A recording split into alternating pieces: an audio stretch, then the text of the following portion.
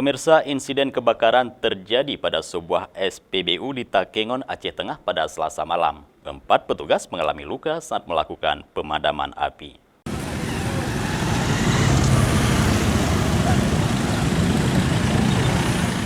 Kebakaran melanda stasiun pengisian bahan bakar umum SPBU di Jalan Lebek Keder, Simpang Lemah, Pebesan, Aceh Tengah.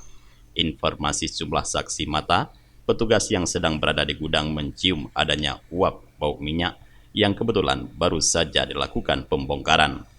4 petugas yang bertugas mengalami luka bakar jilatan api serta terkena serpihan kaca saat mencoba menyelamatkan diri dari gudang di areal SPBU. Keempat karyawan ini masih menjalani perawatan di Rumah Sakit Daerah Datu Baru Takengon, Aceh Tengah. Armada damkar dari BPBD Aceh Tengah ikut dikerahkan ke lokasi setelah mendapatkan kabar adanya kebakaran. Namun setiba di lokasi tidak ada api yang terlihat. Untuk mengantisipasi warga yang terus berdatangan serta memudahkan penyidikan, Kepolisian Aceh Tengah memasang garis polisi di sekitar SPBU. Belum diperoleh keterangan resmi baik dari pihak SPBU dan kepolisian setempat tentang sumber api dan luka yang dialami petugas SPBU. Dari Aceh Tengah, Tim Liputan Aceh TV melaporkan.